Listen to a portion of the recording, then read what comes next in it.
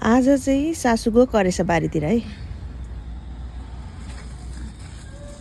यसको तल त ढुङ्गा राखिदिनुपर्छ होला, त्यसको तल के माटो छोड्छ नि त। काँक्राको बचिलाहरू कति धेरै लागेको रहेछ लगेर। यो यसको मुनि चाहिँ ढुङ्गा राख्नुपर्छ, यसरी पखाल्नु पर्यो। अब लगेर कस्तो ठुलो भएको है यो त। यो त के हुन्छ, बिग्रिन्छ कि के हुन्छ होला यो।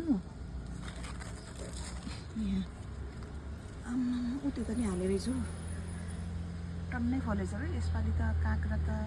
ल हेर ऊ यहाँ पनि फले रहेछ, यहाँ पनि फलेछ।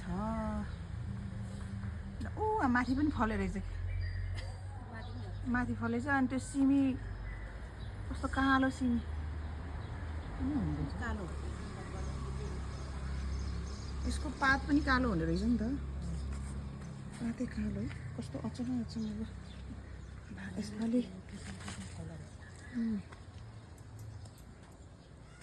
माइजूले सासूले युकेबाट ल्याएको बिउ होइन यो यसरी देखाउनु पर्छ। कसरी देखाउनुपर्छ अरे काँक्रा? यसरी नआएर यसरी यसरी ऊ त्यहाँ मुनि पनि फलिरहेछ। आमा काँक्रा त यसपालि त किरा नलागे त हुन्थ्यो भाइ, किरा नलागे त मजाले खानु पाइन्छ र। सिमी कालो एकदम नौलो। यो चाहिँ नेपाली होइन त, लोकल सिमी। यो चाहिँ लोकल सिमीको यस्तो पर्पल कलर फुल्दो रहेछ। यो पनि सिमीको फुल यस्तो, कस्तो यो फुल जस्तो के है, कलर पनि कस्तो मिठो मजाले।